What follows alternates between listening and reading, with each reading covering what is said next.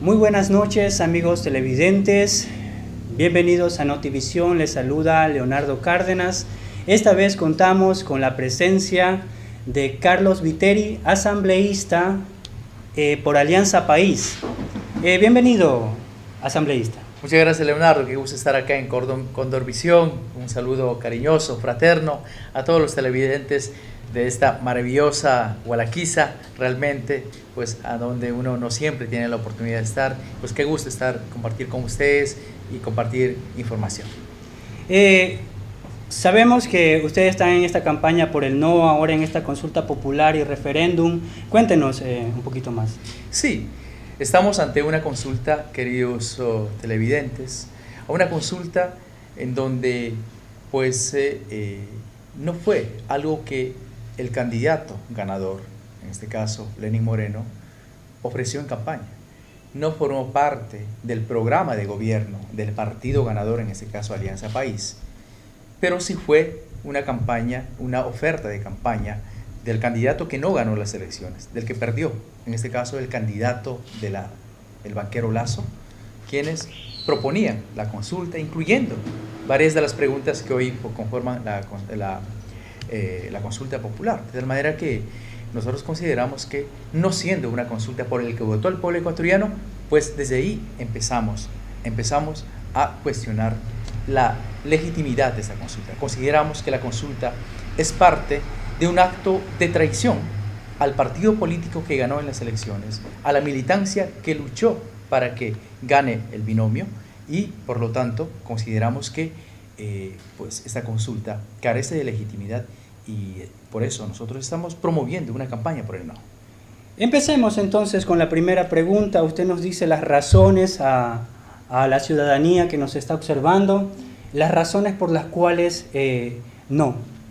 La primera pregunta: ¿está usted de acuerdo con que se enmiende la Constitución de la República del Ecuador para que se sancione a todas las personas condenadas por actos de corrupción con su inhabilitación para participar en la vida política del país y con la pérdida de sus bienes, según lo estipula el anexo número 1?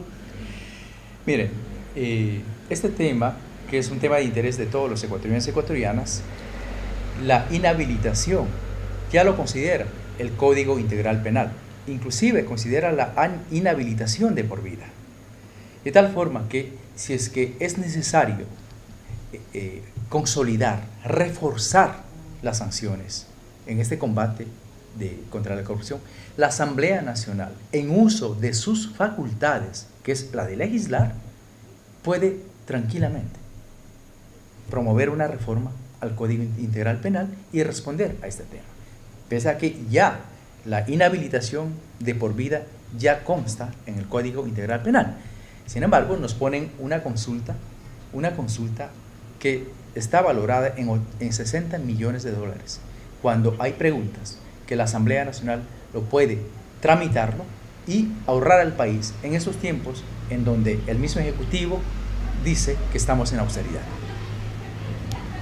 La segunda pregunta: para garantizar el principio de alternabilidad, ¿está usted de acuerdo con enmendar la Constitución de la República del Ecuador para que todas las autoridades de elección popular puedan ser reelectas por una sola vez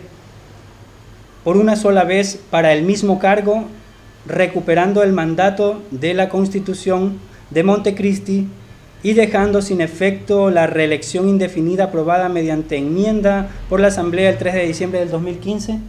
Bueno, allí en la pregunta hay un error. La palabra no es alternabilidad. Eso no existe en nuestra Constitución. Existe la alternancia, que son dos cosas diferentes. Y permíteme, Leonardo, hacer un pequeño ¿Cuál será la diferencia? Bueno, la diferencia, le voy a explicar la diferencia, pero permítame hacer un pequeño paréntesis para decirle que esta consulta carece en su conjunto de algo fundamental, de algo imprescindible, de algo que una consulta popular no puede estar desprovista. Es el dictamen de constitucionalidad de la Corte Constitucional. Esta consulta no lo tiene, porque el presidente se pasó por encima de la Corte Constitucional, estando en vigencia los plazos para el examen constitucional, y no tiene dictamen. El presidente tomó una decisión que rompe con el Estado de Derecho. Ahora, recordarán ecuatorianos y ecuatorianas que se hizo por pedido, por planteamiento del expresidente Rafael Correa, una enmienda constitucional.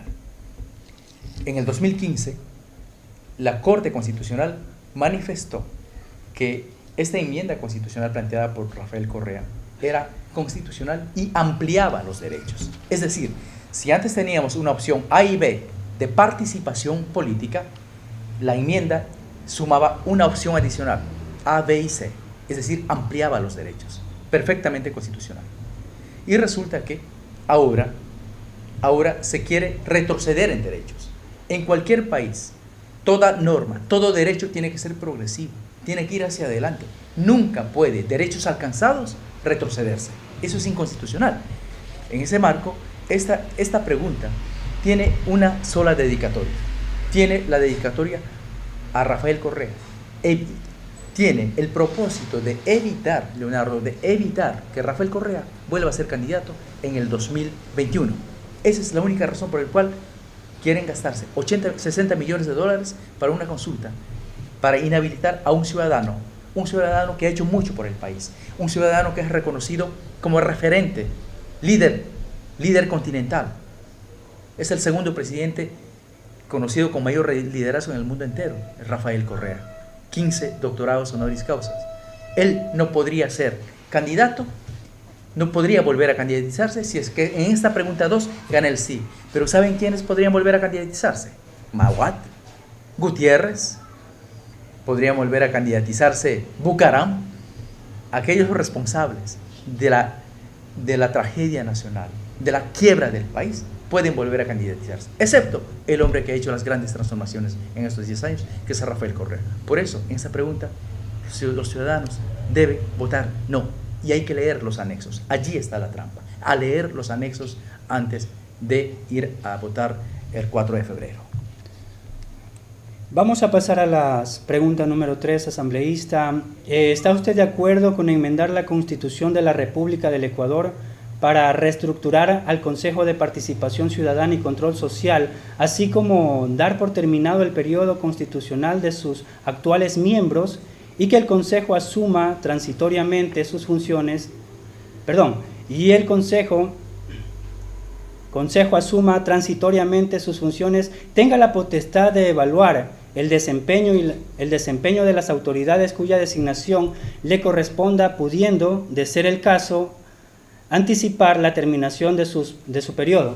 Leonardo y televidentes, esta pregunta es la pregunta más nefasta, la pregunta más perversa de todas las 7 preguntas, puesto que se trata de romper con el artículo 205 de la Constitución y rompiendo ese artículo que establece que los miembros del Consejo de Participación Ciudadana durarán 5 años en sus funciones y determina que su juez natural para evaluar, para hacer juicio político y tomar decisiones de su censura es la Asamblea Nacional.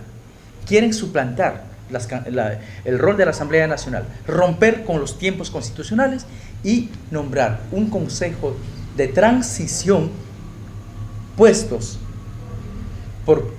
a dedo por el presidente de la República. Puesto a dedo por el presidente de la República. Es decir, estos serán puestos, colocados, nombrados como un consejo de transición sin seguir ningún tipo de concurso de méritos y oposición, ni mucho menos, nada.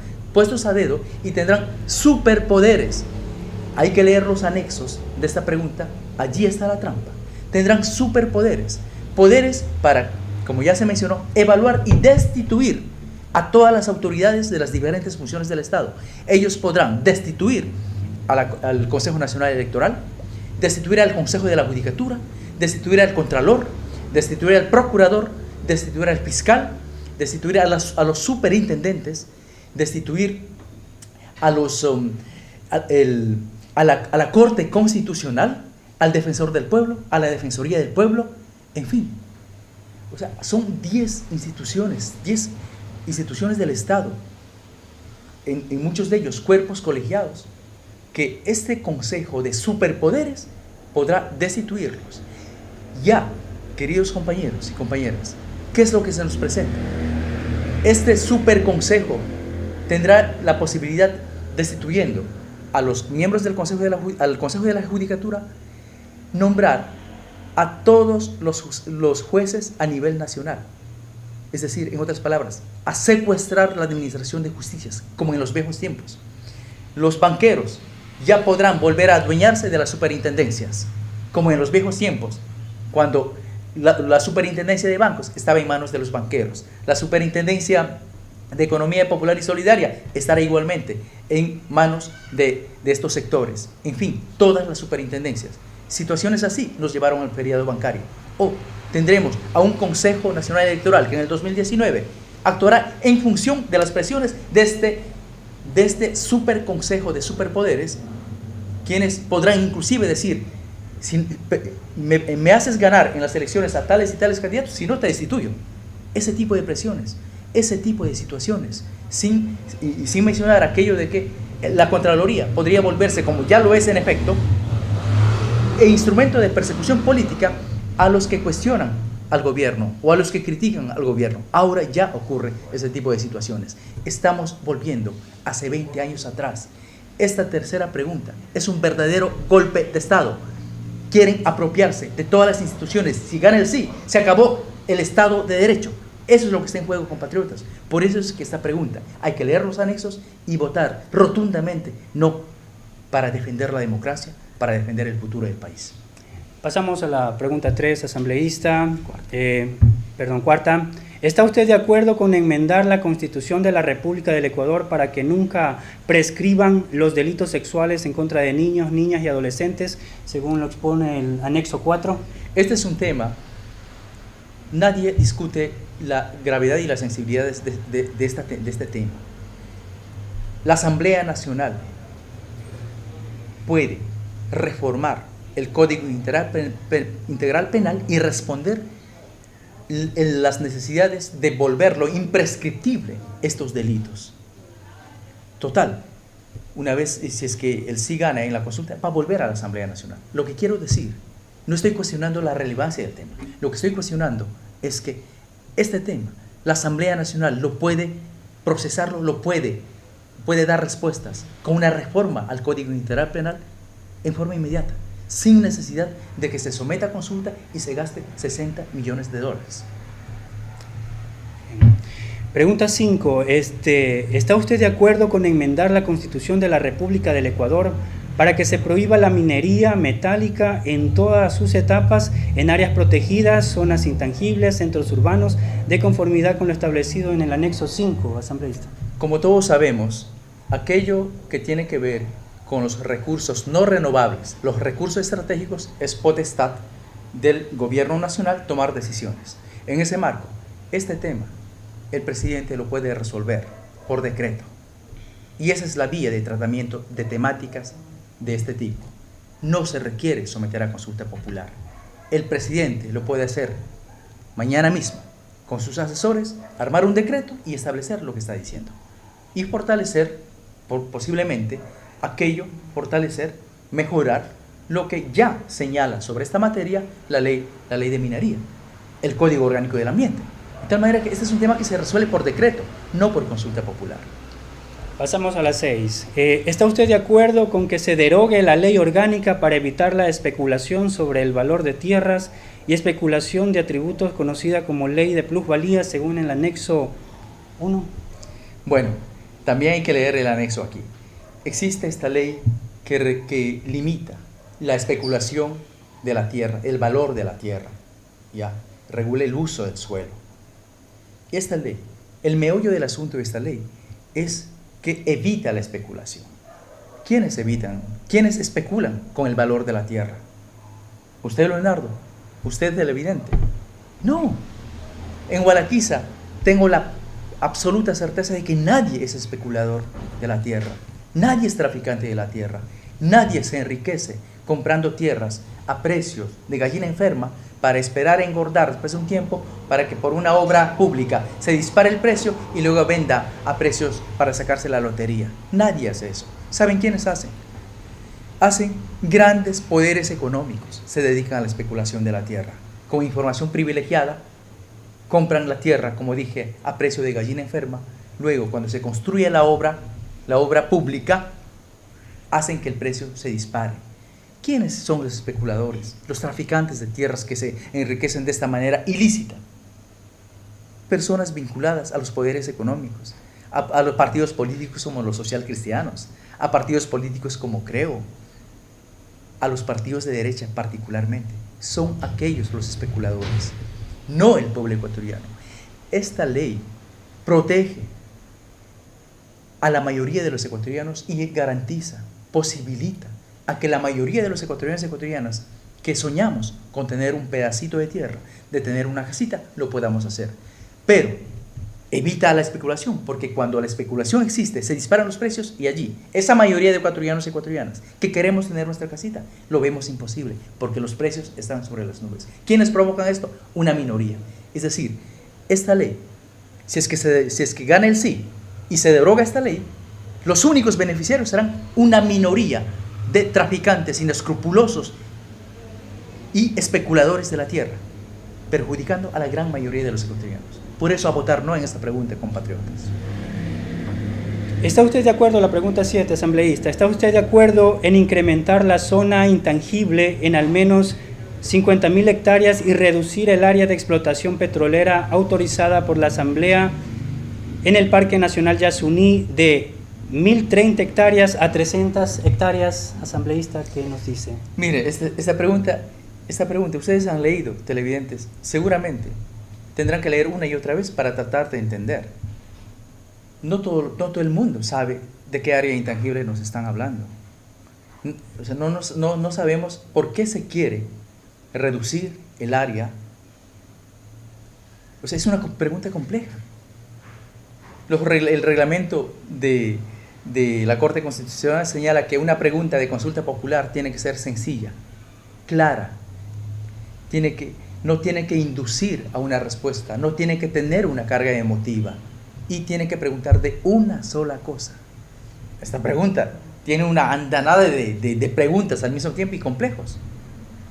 Miren, ¿de qué manera, asambleísta? En el 2013 existe un área intangible en el Parque Nacional Yasuní que se declaró en el 2001 y posteriormente en el 2007 el presidente Correa amplió esa área intangible. Anteriormente tenía alrededor de 740 hectáreas y el presidente Correa incrementó un área de amortiguamiento alrededor de esta área intangible de más de 400.000 hectáreas y en total esta área intangible tiene alrededor de 1.500.000 hectáreas aproximadamente. Esta área intangible es para proteger la vida de los pueblos Tagaeri y Taromenani, considerados en aislamiento. Ellos viven allí.